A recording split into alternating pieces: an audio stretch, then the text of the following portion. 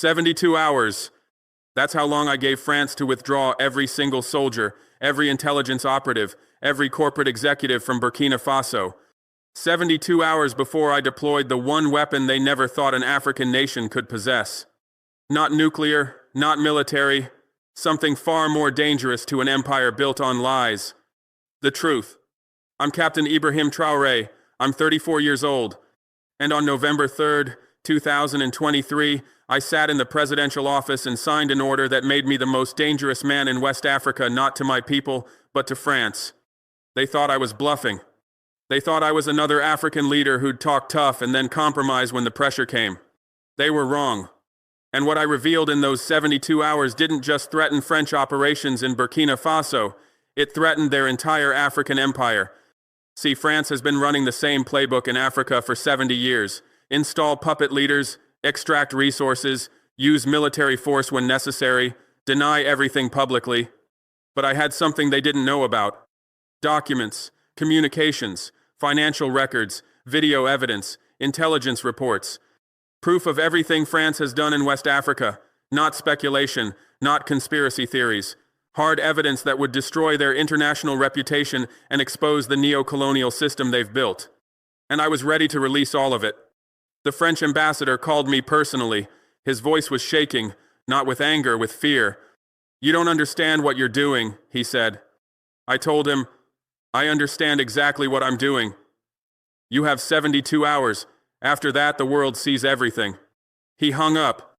Within 6 hours, French intelligence made 3 separate contact attempts, not through official channels, through back channels, former allies, retired officers, people who owed them favors. All delivering the same message: name your price, what do you want? My answer was simple: get out of my country. They didn't believe I'd actually do it.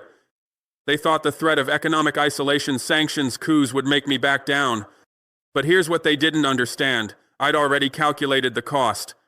I knew what releasing this information would do to France. I knew what it would do to Burkina Faso. I knew what it would do to me personally. And I decided it was worth it. Because the weapon they didn't know I had wasn't just evidence. It was the willingness to use it, regardless of consequences. That's what made it dangerous.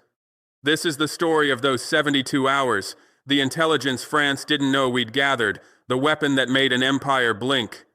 And why they're still terrified that I haven't released everything yet. You want to know what real power looks like? It's not armies. It's not wealth. It's information at the right moment with the courage to use it. And I had all 3. Let me tell you how a 34-year-old military officer from one of the poorest nations on earth made France a nuclear power, a UN Security Council member, a G7 nation back down in 72 hours. Not through military force, not through economic leverage, through something they never saw coming. The truth they'd been hiding for 60 years. Backstory: how we got the evidence. Let me take you back to understand how we even acquired this weapon. When we took power in September 2022, I didn't just inherit a government. I inherited a surveillance state, but not one that worked for Burkina Faso. French intelligence had embedded itself so deeply into our security apparatus that they knew about government decisions before some of my own ministers did. Our communications were monitored. Our military operations were reported to Paris in real time. Our economic negotiations were leaked before we could finalize them. We were supposedly an independent nation, but France had more access to our classified information than we did. Most leaders in my position would have accepted this. That's just how things are. France is too powerful to challenge. Not me. I'm a soldier, and in military strategy, when your enemy has superior surveillance, you don't complain about it. You use it against them. So we started an operation I called Mirror. The Mirror operation. Here's how it worked. Instead of trying to kick out French intelligence immediately, which would have tipped them off, we let them stay.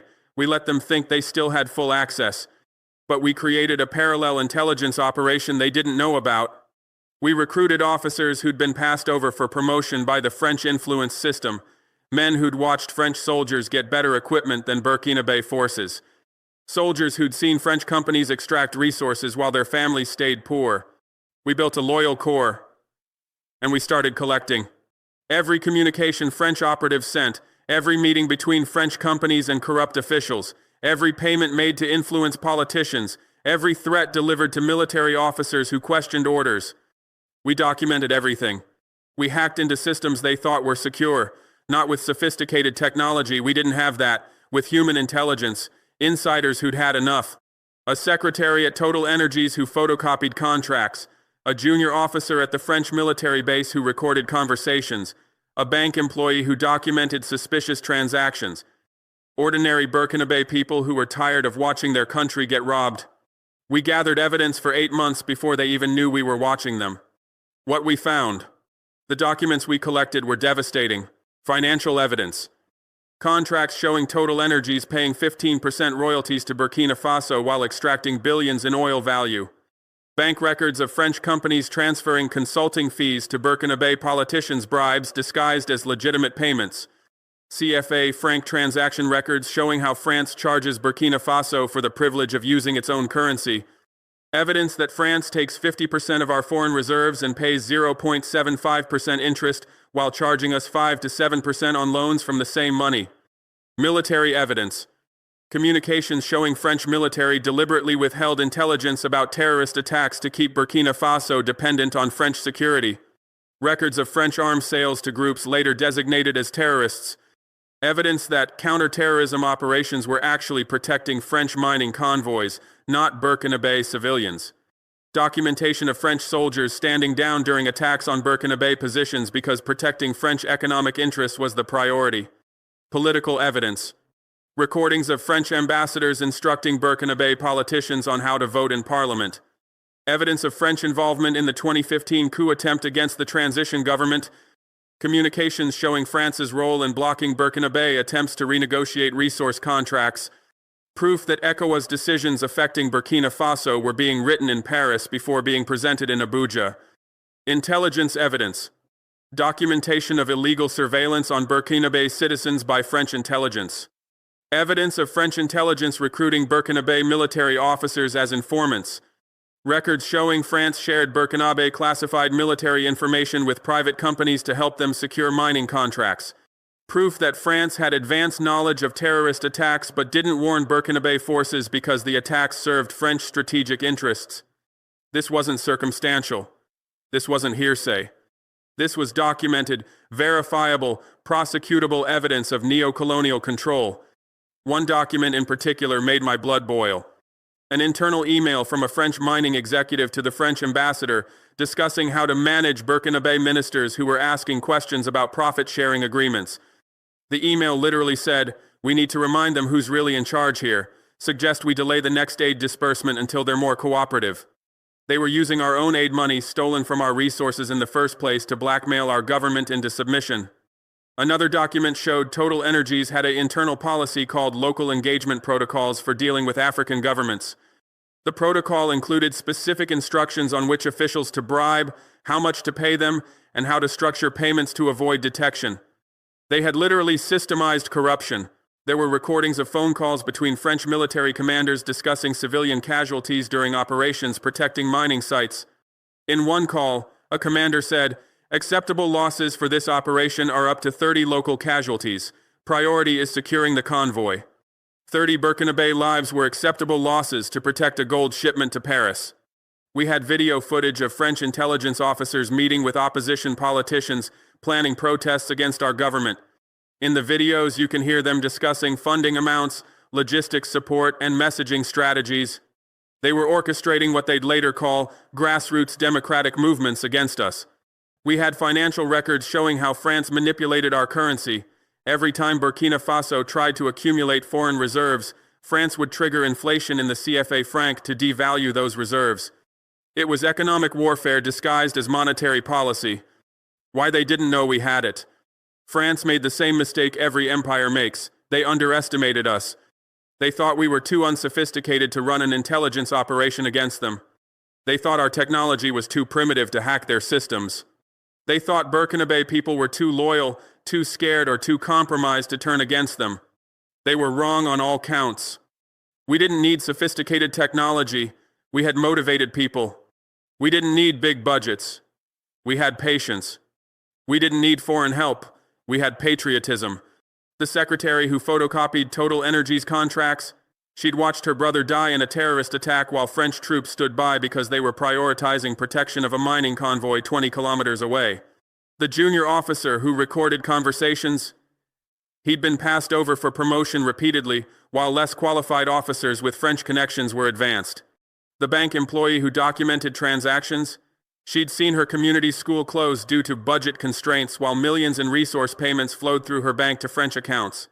These weren't spies, these were patriots who'd had enough. And by the time French intelligence realized we'd been collecting evidence, we had everything we needed. The decision to weaponize it.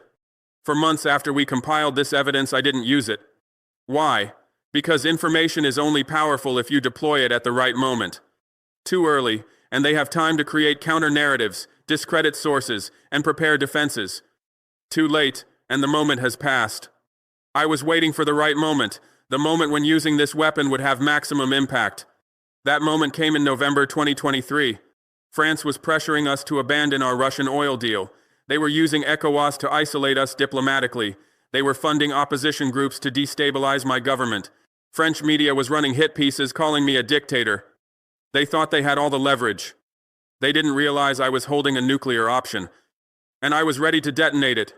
I called a meeting with my closest advisors, just 5 people, my intelligence chief, my defense minister, my foreign minister, and 2 generals I'd served with in combat. We have a choice, I told them. We can continue playing defense while France slowly strangles us, or we can go on offense. What does offense look like? My defense minister asked. I pulled out a tablet and showed them a sample of what we'd collected. Just a few documents, just a taste. I watched their faces change as they read. Shock, anger, recognition.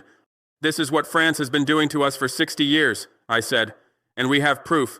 Thousands of documents, hundreds of recordings, irrefutable evidence.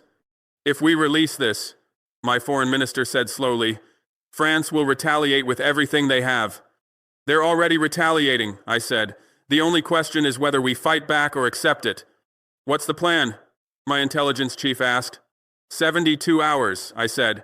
We give France 72 hours to withdraw. If they don't, we release everything. They'll never agree to that timeline, one of the generals said. I know, I said, but when they see what we have, when they realize we're serious, they'll have no choice. And if they call our bluff, then we prove it's not a bluff. There was silence in the room. These were men who'd fought beside me, who'd risked their lives for Burkina Faso, who understood what I was really asking. We might not survive this, my defense minister said quietly.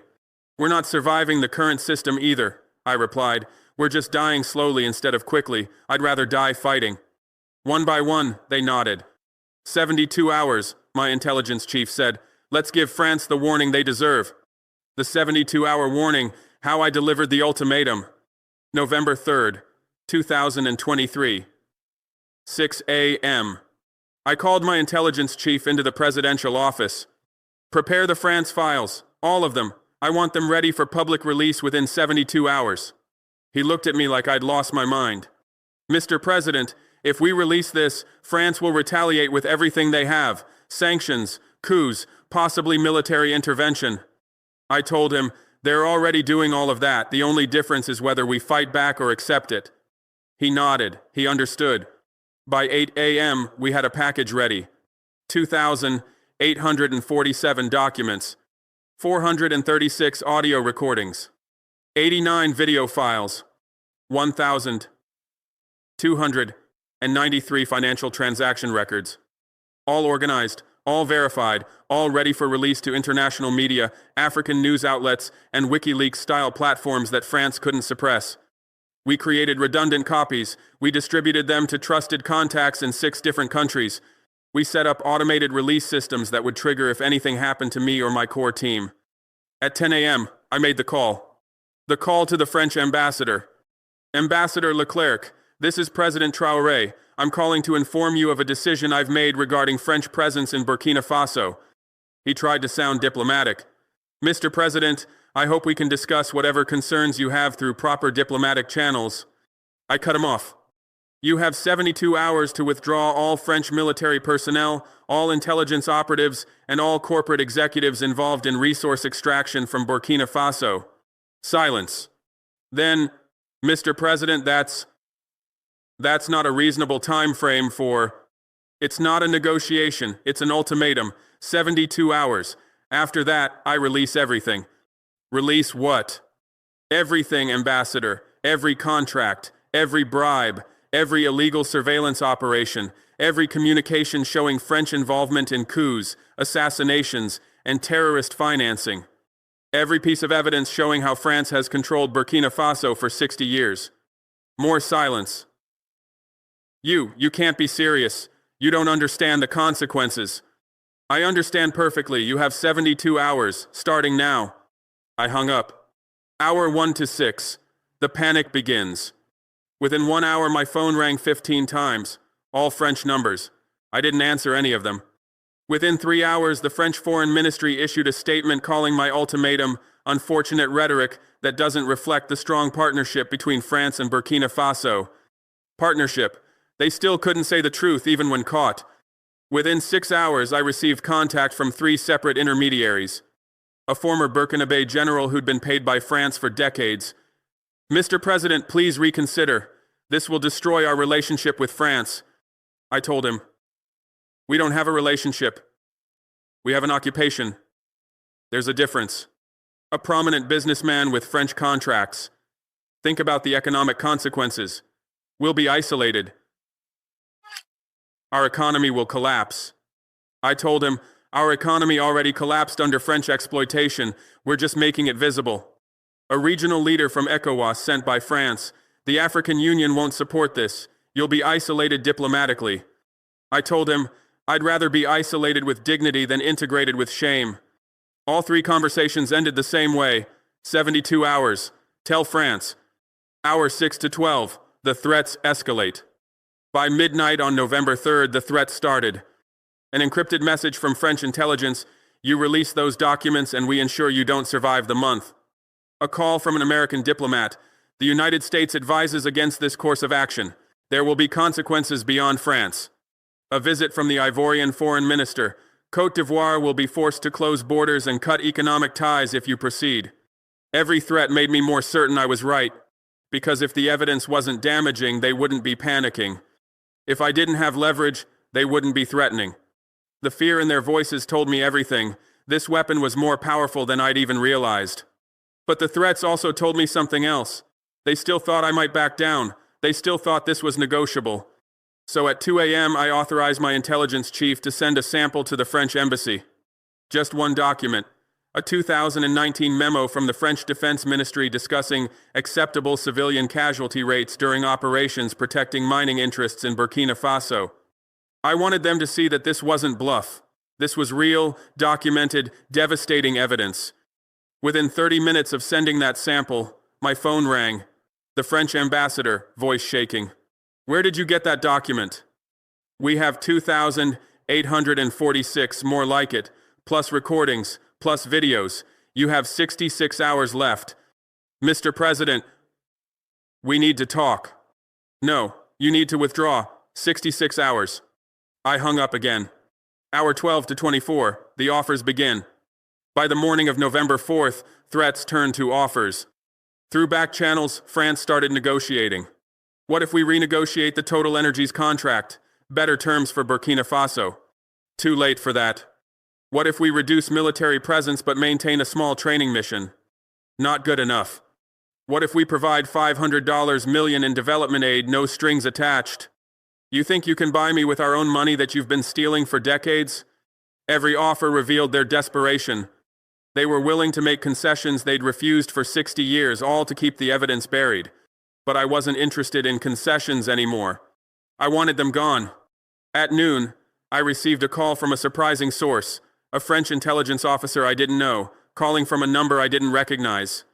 President Traoré, I'm calling privately, not officially. I've seen the document you sent. I've worked in Africa for 15 years. I know what we've done here. Then you understand why I'm doing this. I do, but I need you to understand there are people in Paris who will kill you rather than let this information go public. This isn't about protecting France's reputation. This is about protecting specific individuals who've committed crimes. Are you threatening me? No, I'm warning you. There's a difference. I've seen what happens to African leaders who challenge the system. Please, reconsider. Tell your superiors I appreciate the warning. 60 hours remain. I hung up. That call shook me more than the official threats, because it came from someone who seemed genuinely concerned, someone who knew exactly what France was capable of. But it also confirmed what I already knew. The evidence was so damaging that they'd rather kill me than let it surface, which meant it was even more important to ensure its release. Hour 24 to 48, the international pressure. By November 5th, the pressure wasn't just from France anymore. The U.S. State Department issued a statement: "We urge all parties to exercise restraint and resolve differences through diplomatic dialogue." Translation: don't release the evidence. It'll expose Western neo-colonialism. The UN Secretary General's office called, "We encourage President Traoré to consider the regional implications of his actions." Translation: you'll destabilize the entire French African system. That's bad for Western interests. The World Bank sent a message: Burkina Faso's upcoming loan applications may face delays if current tensions escalate. Translation: we'll punish you economically if you expose France. Even the African Union, supposedly representing African interests, expressed concern about unilateral actions that could destabilize regional partnerships. That's when I knew for certain the entire international system was designed to protect French interests, not African sovereignty. They were all complicit. And that made me more determined to release everything. But there was one call that day that surprised me. It came from Mali's military leader, Colonel Assimi Goïta. "Brother Ibrahim, I heard about your ultimatum. I want you to know Mali stands with you. Whatever France does, whatever consequences come, we're together." That call meant more than any Western diplomat's opinion, because it meant we weren't alone. We were building something, a bloc of African nations that refused to accept French domination. "Thank you, brother," I said. "This is just the beginning." Hour 48 to 60, the military movements. By the evening of November 5th, our intelligence detected military movements. French troops in Côte d'Ivoire went on elevated alert status. U.S. drones increased surveillance flights over Burkina Faso from neighboring countries' bases. A French aircraft carrier that had been in the Mediterranean suddenly changed course toward West Africa. They were preparing for military action. Not an invasion too obvious, too costly politically, but probably a targeted strike to eliminate me and install a more compliant leader. I called an emergency meeting with my military council. They're going to try to kill me in the next 12 hours, maybe a drone strike, maybe a commando raid, maybe they'll activate sleeper agents within our own military. My generals weren't surprised. They'd expected this. "Do we back down?" one asked. "No, we prepare to release everything immediately if I'm killed. And we prepare a succession plan so the revolution continues without me." We spent the next 6 hours setting up dead man switches, automated systems that would release all the evidence if I didn't check in every 12 hours. If France killed me, the evidence would automatically go public. They didn't know about this failsafe. That was the point. I also recorded a video message to be released if I was assassinated. In it, I explained everything: the evidence, the ultimatum, and who killed me and why. "If you're watching this," I said to the camera, "it means France chose assassination over accountability. It means they'd rather kill an African leader than face the truth about their neo-colonial empire. Don't let my death be in vain. Continue the fight. Release all the evidence. Free Africa." I hoped that video would never be seen, but I needed insurance. Hour 60 to 72. The showdown. November 6th, final 12 hours. France still hadn't withdrawn. They were calling my bluff, betting I wouldn't actually release the evidence. At 10 a.m., I received a call from the French president's office directly. Not Macron himself, he wouldn't lower himself to talk to an African leader directly, but his chief of staff. "President Traoré, President Macron wants you to understand that releasing classified intelligence would violate multiple international laws. France would have no choice but to pursue legal action and support regional responses to such a violation." I almost laughed. Classified intelligence? You mean evidence of your crimes in my country? Evidence of your violation of our sovereignty for 60 years? That's what you're calling classified intelligence?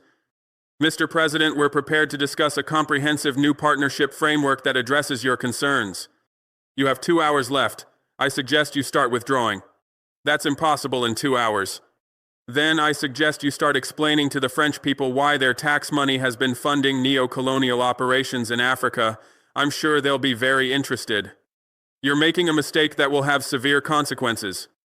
The mistake was made in 1960 when you pretended to give us independence while keeping control. I'm just correcting it.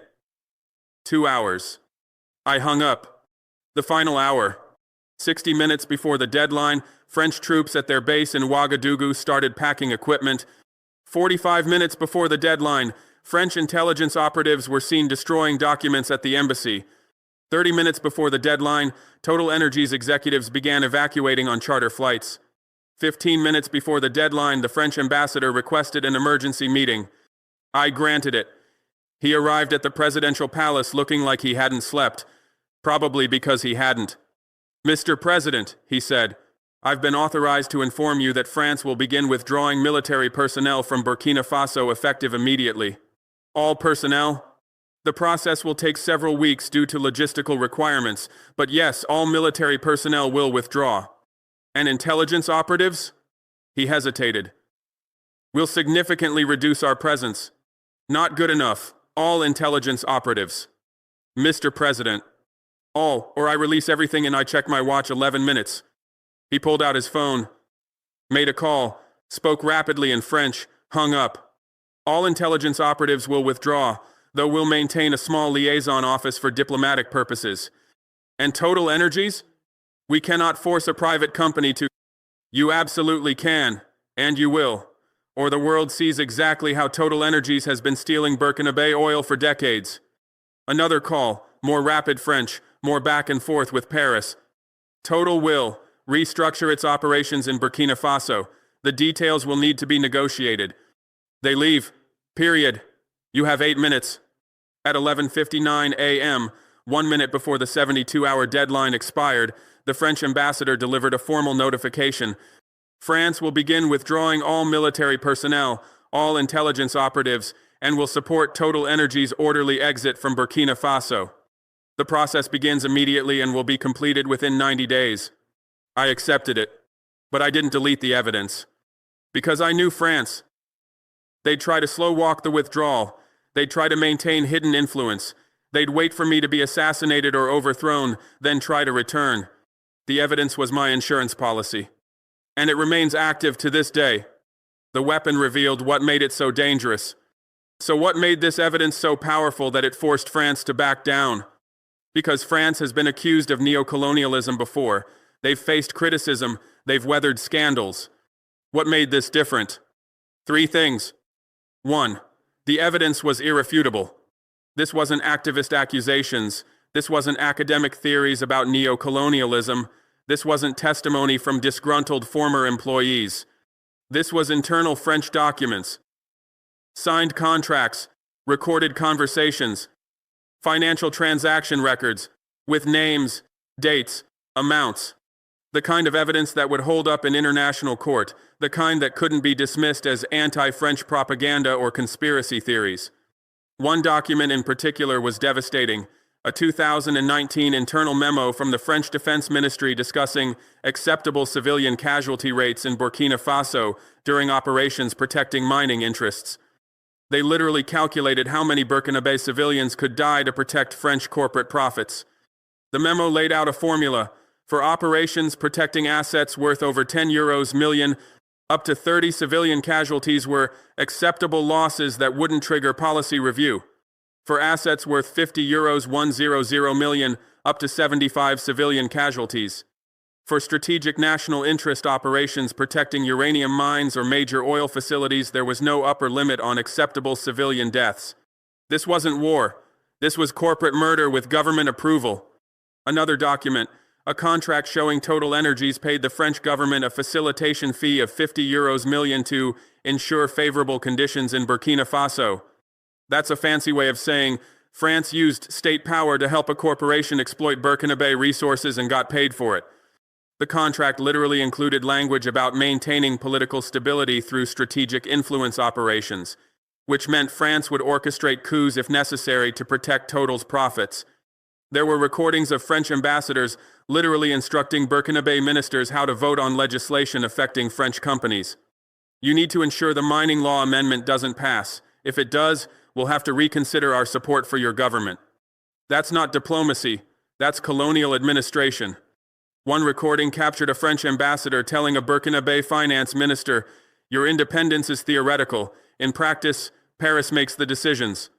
Your job is to implement them and make it look like it was your choice." The evidence showed, beyond any doubt, that Burkina Faso was not actually independent. We were a French protectorate pretending to be sovereign, and releasing it would prove that France's entire post-colonial African policy was a lie. 2. The timing was perfect. This wasn't just about Burkina Faso, this was about France's entire African empire at a moment when it was already fragile. Mali had just expelled French forces. Niger was moving in the same direction. Chad was reconsidering its relationship. Senegal was experiencing popular protests against French influence. France's African empire was crumbling, and they were desperately trying to hold it together. If I released evidence proving everything France had been doing in Burkina Faso, it would accelerate the collapse across all French-speaking African nations. Because if France was doing this in Burkina Faso, everyone would assume correctly that they were doing it everywhere. Mali would say, "See, that's exactly what France was doing here." Niger would say, "This confirms everything we suspected." Chad would say, "We need to investigate French operations immediately." One revelation would trigger a continent-wide reckoning. France couldn't afford that, not economically, not strategically, not politically.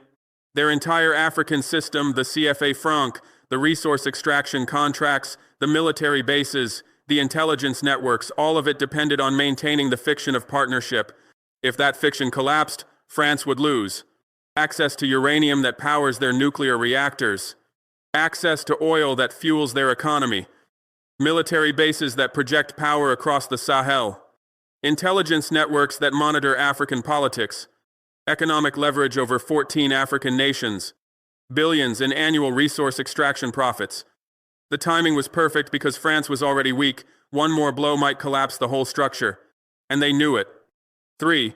The international implications. But it wasn't just about Africa. France is a permanent member of the UN Security Council. It's a leading EU nation.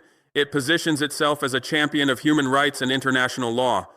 Releasing evidence that France was running a neo-colonial empire using military force to protect corporate interests, paying bribes to foreign officials. Violating the sovereignty of independent nations would destroy that image. How could France criticize Russia for violating Ukrainian sovereignty when evidence showed France had been violating African sovereignty for decades? How could France lecture about human rights when evidence showed French military operations had acceptable civilian casualty rates for protecting mining profits? How could France champion international law when evidence showed they'd orchestrated coups and political assassinations? It would expose French hypocrisy in a way that couldn't be spun, denied, or explained away. France's entire international standing depended on maintaining the fiction that they'd left colonialism behind. This evidence would destroy that fiction permanently. Imagine the headlines: French military memo sets acceptable civilian death rates to protect corporate profits in Africa. Total Energies paid French government €50 million to maintain neo-colonial control in Burkina Faso. Recordings reveal French ambassadors dictating votes in African parliaments. Evidence shows France orchestrated coups to protect mining interests. Every major media outlet in the world would run those stories. The UN would be forced to investigate. The International Criminal Court would face pressure to prosecute. France's reputation as a defender of human rights and democracy would be destroyed overnight. And that reputational damage would have real consequences. France's ability to criticize other nations would be undermined. French companies would face boycotts and sanctions. France would lose moral authority in international forums. French politicians involved in African operations would face criminal liability. France's ability to maintain its African empire would collapse. The weapon's true power. But here's what made it most dangerous. It wasn't just about the evidence I had. It was about the evidence they feared I had. Because I only showed them samples, enough to prove I had damaging material, but not everything. So French intelligence didn't know the full extent of what we'd collected. They didn't know if we had evidence of specific assassinations. They didn't know if we had recordings of conversations with the French president. They didn't know if we had financial records linking specific French politicians to corrupt deals. That uncertainty was part of the weapon. Because when you don't know what your enemy has, you have to assume they have everything. And that assumption forced France to back down even faster than the evidence itself would have. Every French official involved in African operations suddenly had to wonder, do they have evidence on me specifically? Am I going to prison if this goes public? That fear was paralyzing. Why I didn't release it. People ask me, if the evidence was so powerful, why didn't you release it anyway, even after France started withdrawing? Because the weapon is more useful as a deterrent than as an exposed fact. Once I release it, it's public. Everyone has seen it. The shock value disappears. France can start managing the narrative, discrediting sources, launching counter-investigations. But as long as I hold it, as long as they know I can release it at any moment, it remains a permanent threat hanging over every French action in West Africa. If France tries to orchestrate a coup against me, I can release it. If France tries to economically strangle Burkina Faso, I can release it. If France tries to fund terrorist groups to destabilize us, I can release it. The unreleased evidence is more powerful than released evidence. It's a sword hanging by a thread over France's African policy. And they know I'm crazy enough to cut that thread if they push me. That's why, 3 years later, the evidence still hasn't been released. Because the threat of release controls French behavior better than actual release would. Every day they wake up knowing I have the power to destroy their reputation with a single command. That's real power.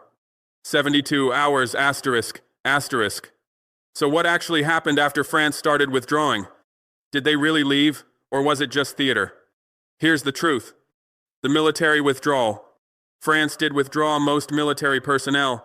Not all. They kept a small liaison office in Ouagadougou, staffed by intelligence agents pretending to be diplomats. But the main military base was closed. French troops left. Their operations ceased. For the first time since 1960, there were no French soldiers on Burkina soil operating with impunity. That was a massive symbolic victory, but it was also strategically significant. Without military presence, France lost their main tool for intimidating African governments. They lost their rapid response capability for protecting French corporate interests. They lost leverage. I visited the abandoned French military base 3 weeks after the withdrawal, walking through empty barracks, seeing equipment hastily packed and shipped out, reading documents they'd failed to destroy completely. It was surreal. This base had been the symbol of French power in Burkina Faso for over 60 years. French soldiers had operated from here with complete impunity, answering only to Paris, treating our country like their property. Now it was empty. We converted it into a training facility for Burkina forces. The symbolism was intentional. Where French soldiers once prepared operations to protect foreign corporate interests, now Burkina soldiers would train to protect Burkina sovereignty. The intelligence withdrawal.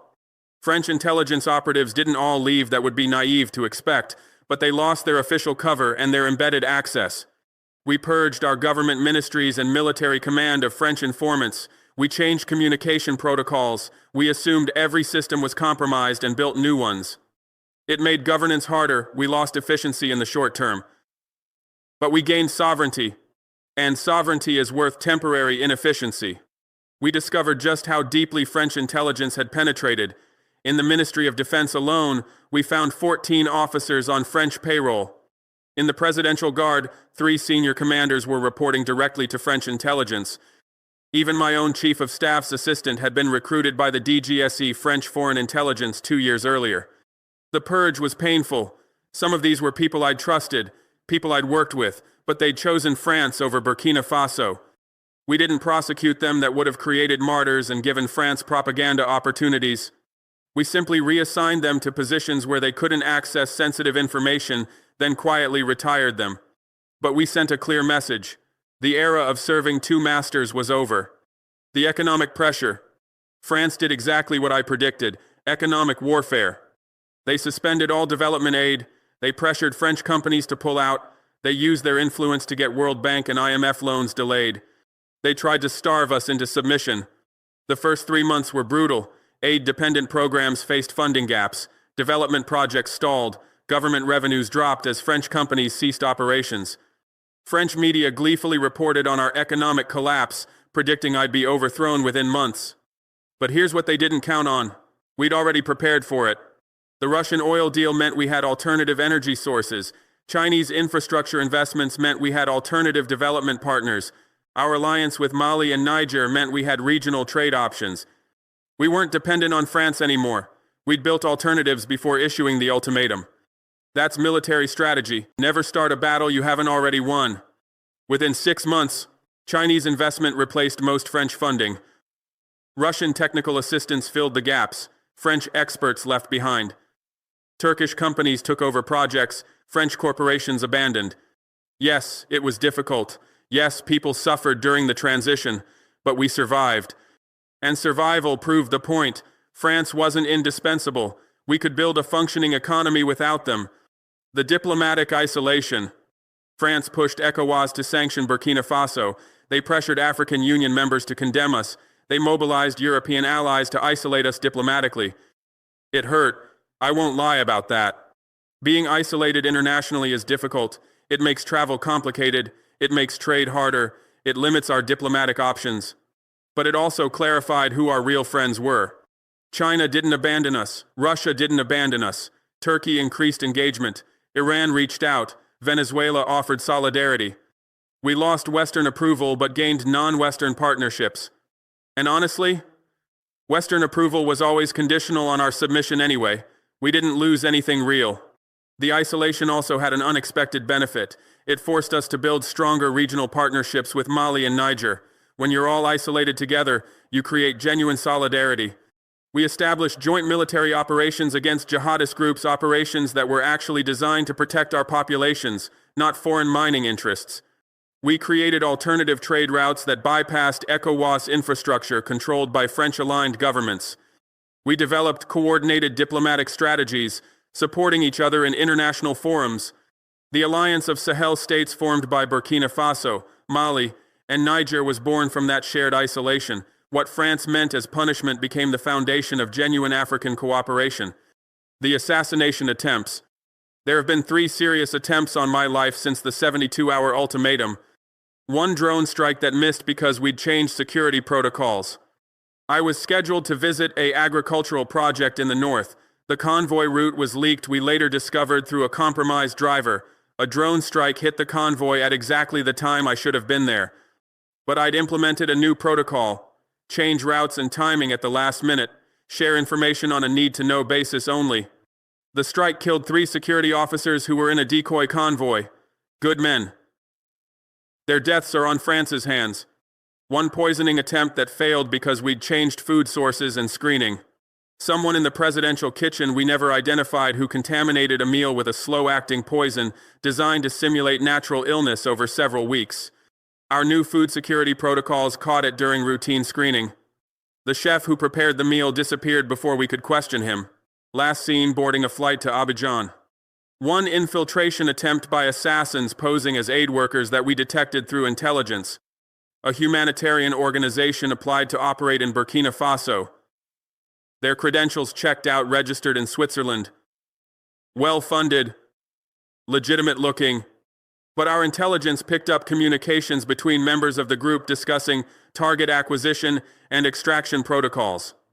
Military terminology is hard to hide when you're listening. We arrested 6 members of the group at the airport. They all carried diplomatic passports, 4 French, 2 Belgian. We expelled them rather than prosecuting again, avoiding the martyrdom trap. But we made sure the international community knew. France tried to assassinate me using fake humanitarian workers. France denies involvement in all of these attempts, of course. But the timing is suspicious, the sophistication is suspicious, the targeting is suspicious. I've accepted that assassination is inevitable at some point. The only question is whether it happens before or after we've consolidated enough gains that the revolution continues without me. That's what I'm racing against, my own mortality.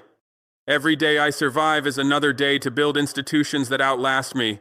Every month we maintain sovereignty is another month proving it's possible. Every year our alliance grows stronger is another year making it irreversible. The continental impact. But here's what really matters, the ripple effect. After our 72-hour ultimatum succeeded in getting France to withdraw, other nations started watching. Mali issued a similar ultimatum 2 months later. Their military government, seeing what we'd accomplished, demanded French withdrawal within 60 days. France tried the same pressure, tactics, threats, sanctions, diplomatic isolation. Mali didn't back down. French troops left Mali in January 2024. Niger followed 3 months after that. Their military leaders, emboldened by our example and Mali's success, gave France 30 days to withdraw. French troops left Niger in March 2024. Chad is currently negotiating a withdrawal, though they're being more diplomatic about it. Chad's president has more to lose. He's been in power longer, has deeper French connections, faces more internal opposition. But even Chad is reducing French military presence and renegotiating resource contracts. The dominoes are falling. Even Senegal, historically France's most loyal ally, is experiencing massive protests demanding French withdrawal. Young Senegalese watch what happened in Burkina Faso, Mali, and Niger and ask, why are we still accepting French domination? Senegal's recently elected president, Bassirou Diomaye Faye, campaigned on reducing French influence. He hasn't issued an ultimatum yet, but he's already announced plans to renegotiate the CFA franc system and review mining contracts. The spell is broken. Not because of me specifically, but because we proved it was possible to challenge France and survive. We broke the spell of inevitability. For decades, African leaders believed French dominance was permanent, unchangeable, unchallengeable. We proved that was a lie. And once one nation proves it's possible, others find the courage to try.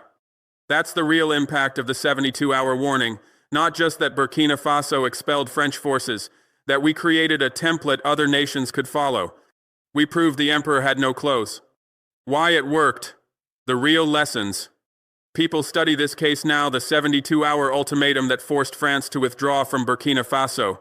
Military academies analyze it. Political scientists write papers about it. Intelligence agencies try to understand what went wrong from France's perspective. Let me tell you exactly why it worked, because the lessons apply beyond Burkina Faso. Lesson 1. Information is power, but only if you're willing to use it. Lots of people have evidence of Western wrongdoing in Africa. Journalists, activists, academics, whistleblowers. But most won't release it because they fear consequences. The weapon isn't the information. The weapon is the willingness to deploy it regardless of cost. France backed down because they believed I would actually release everything. They saw I'd already accepted the consequences. You can't threaten someone who's already made peace with the worst-case scenario. I'd calculated what releasing the evidence would cost me personally: probable assassination, certain international isolation, economic hardship for my country. And I decided it was worth it. That calculation, that acceptance of consequences, was what made the threat credible. France has faced activists with evidence before. They've weathered journalist exposés. They've survived academic critiques. They survived because those people ultimately valued their safety, their careers, their comfort more than exposing the truth. I didn't. That's not bravery. That's just clear-eyed assessment of what matters more: temporary safety or permanent sovereignty. Lesson 2. Timing is everything. I could have released the evidence in 2022 when we first took power. It would have created a scandal, but France would have weathered it. Why? Because France's African position was still strong. Mali hadn't expelled them yet. Niger was still aligned. Chad was stable. Senegal was loyal. One piece of evidence in isolation can be explained away, spun, dismissed. But I waited until France's African position was already weakening, Mali and Niger already hostile, Chad wavering, regional support fragmenting. I waited until releasing the evidence would accelerate an existing collapse rather than trying to create one from scratch. Revolutionary action requires revolutionary conditions. You can't force timing. You have to recognize the moment and act decisively. By November 2023, the moment had arrived. France was already fighting to maintain its African empire. Our evidence was the final blow to a structure already crumbling. That's why it worked. Lesson 3.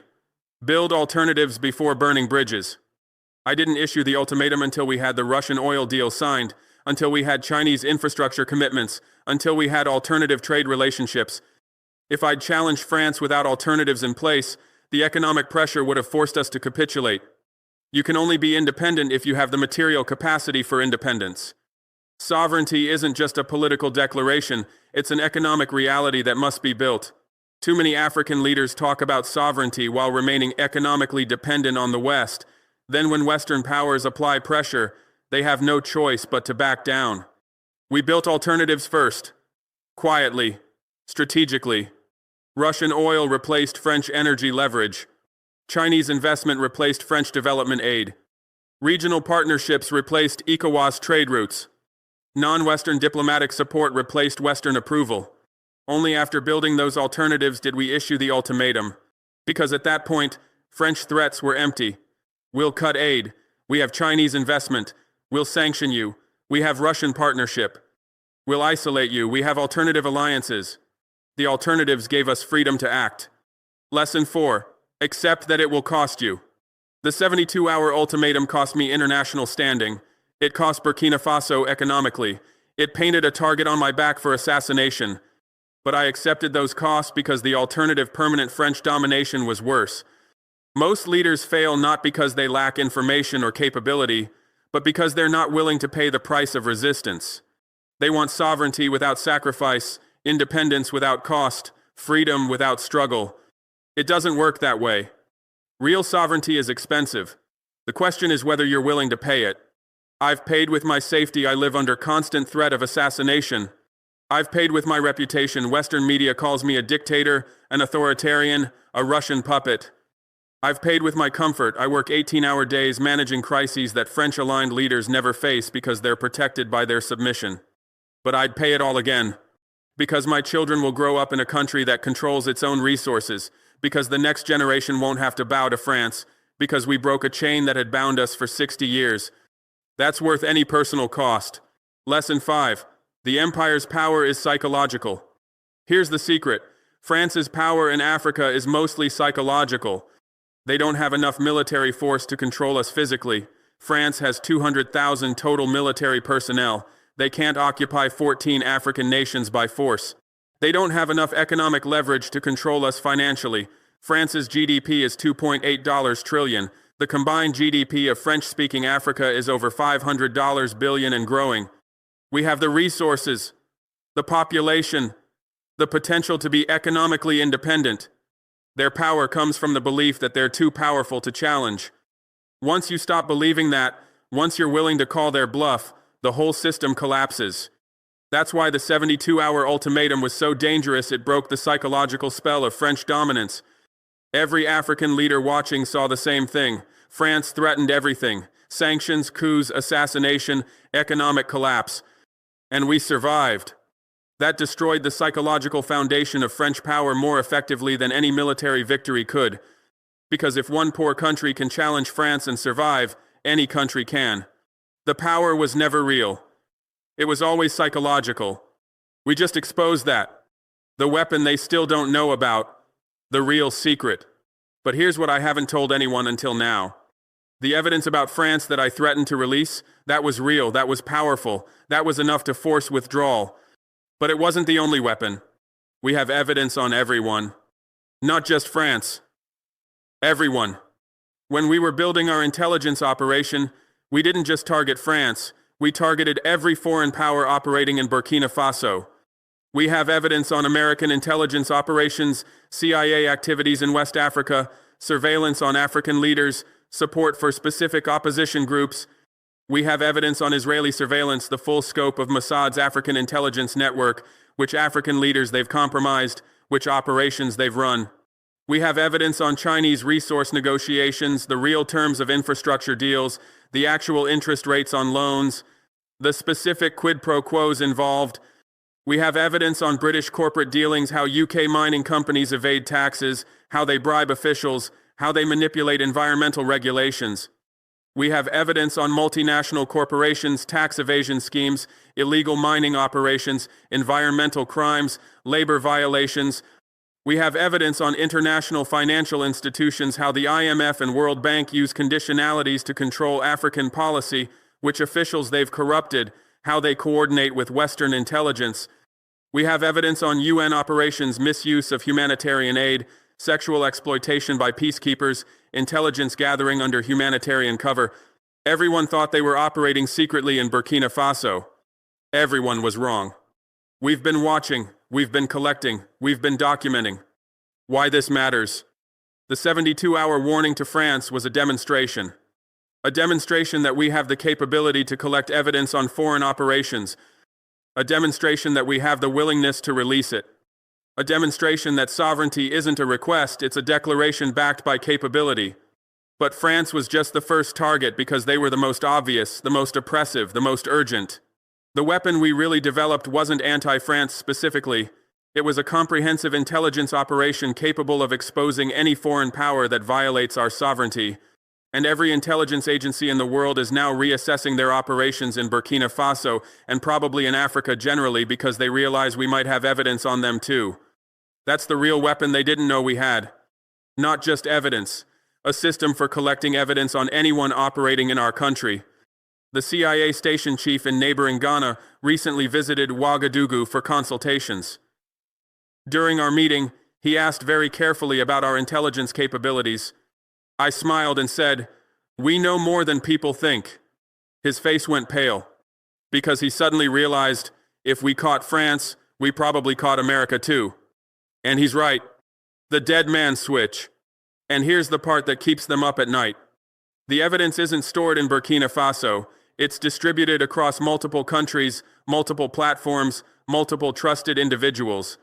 If I die, if there's a coup, if Burkina Faso is invaded, it all releases automatically. I've set up dead man switches with journalists in 6 countries, with intelligence services in 3 non-Western nations, with digital platforms that will automatically publish if I don't check in. So, assassinating me doesn't bury the evidence. It guarantees its release. That's why I'm still alive. Not because they don't want to kill me, they do, but because killing me triggers the exact outcome they're trying to prevent. I've made my own life the pin in the grenade. Pull the pin, and everything explodes. Every morning, I check in with the systems. Every morning, I reset the timer. Every morning I live as another morning their secrets stay buried. But the moment I stop checking in, whether because I'm dead, imprisoned, or incapacitated, everything releases. Evidence on France, on America, on Israel, on China, on everyone. That's the insurance policy that keeps me alive. Message to France, why you'll never win this. France is listening to this. I know they are. So let me speak directly to French intelligence, to the Élysée Palace, to Total Energies executives, to everyone who thought Africa would remain under French control forever. You've already lost. Not because of the 72-hour ultimatum, not because of the evidence, not because of my actions specifically. You've lost because the idea of French dominance in Africa is dead. You can kill me. You probably will. You can orchestrate coups. You've done it before. You can impose sanctions. You're doing it now. But you can't kill an idea whose time has come. And the idea of African sovereignty, real sovereignty, not the fake independence you granted in 1960, is an idea whose time has come. Why you can't win. Every action you take to suppress this movement proves we're right. Every sanction proves France needs Africa more than Africa needs France. You need our uranium, our oil, our gold, our markets. Every assassination attempt proves you can't tolerate independent African leaders, which proves we're not actually independent under your system. Every coup proves you never actually left Africa after colonialism, which proves your partnership was always domination. You're trapped in a losing strategy. If you back off, we consolidate sovereignty and your African empire dies slowly. If you double down, you expose the neo-colonial system and accelerate its collapse rapidly. There's no path to victory for you anymore. The system you built over 70 years is collapsing. The only question is whether you manage the decline gracefully or fight it desperately. What you should do instead. Here's my advice, though I know you won't take it. Accept that the era of French dominance is over. Negotiate fair, equal partnerships with African nations. Treat us like the sovereign nations we actually are. If you do that, France and Africa can have productive relationships based on mutual benefit. You have technology we need. We have resources you need. We can trade fairly. But it has to be fair. Not 15% royalties. Not facilitation fees for access. Not military bases protecting your corporate interests. Fair. Equal. Respectful. If you don't do that, you'll lose everything anyway, but with maximum humiliation and international exposure. Because the evidence still exists, other nations are collecting their own evidence, the truth will eventually come out. You can be part of managing that transition, or you can be destroyed by it. The choice is yours. But the era of treating Africa as your private resource colony is over. We ended it. And we're not going back. Closing, the weapon that changed everything. So that's the story of the 72-hour warning. The ultimatum that forced France to withdraw from Burkina Faso. The weapon they didn't know we had, irrefutable evidence, perfect timing, dead man switches, and the willingness to accept any consequence. But more than that, it's the story of how one African nation called an empire's bluff and won. People said it was impossible. People said France would crush us. People said I was naive, reckless, signing my own death warrant. They were right about the last part. I probably did sign my own death warrant. But I also signed Africa's Declaration of Real Independence. And that's worth dying for. The weapon still exists. Here's what keeps French intelligence up at night. I gave them 72 hours. They partially complied. They withdrew troops. They reduced presence. But they didn't fully leave. They're still operating through proxies, through corporations, through embedded assets, which means the weapon is still armed. The evidence still exists. The dead man switches are still active. The threat is still real. Every day France operates in Burkina Faso or any other African nation against our interests. They're gambling that I won't release everything. Every day they fund opposition groups. Every day they manipulate markets. Every day they use covert influence. They're betting I'll stay quiet. But I'm a soldier, and soldiers don't back down once they've committed to a fight. The 72-hour warning was just the first shot, not the last. What this means for other nations. If you're an African leader watching this, here's what you need to understand. You have more power than you think. The West operates on the assumption that African nations are too weak, too divided, too compromised to challenge them effectively. Prove them wrong. Start documenting, start collecting evidence, build your own intelligence operations, create your own leverage, and most importantly, be willing to use it. The weapon isn't the evidence. The weapon is courage. France didn't back down because the evidence was so damaging, though it was. They backed down because they believed I was crazy enough to release it no matter what they threatened. Be that kind of crazy. Be the leader who values sovereignty more than safety, who values dignity more than approval, who values liberation more than life. That's the only kind of leader who can beat an empire. What this means for young Africans. If you're young, if you're watching Western powers control your country, if you're frustrated by leaders who compromise and collaborate, your time is coming. This generation of compromised leaders is aging out. The next generation, your generation, will inherit these nations. And you've seen what's possible. You've seen Mali, Niger, and Burkina Faso challenge France and survive. You've seen the evidence that proves neo-colonialism is real, documented, prosecutable. You've seen that empire can be challenged if you have courage and strategy. Don't accept the world you inherited. Build the world you deserve. Learn intelligence tradecraft. Study economic sovereignty, understand how empires maintain control, then build the capabilities to break that control. The revolution we started won't be completed by my generation. It'll be completed by yours. We're just proving it's possible. You'll finish it.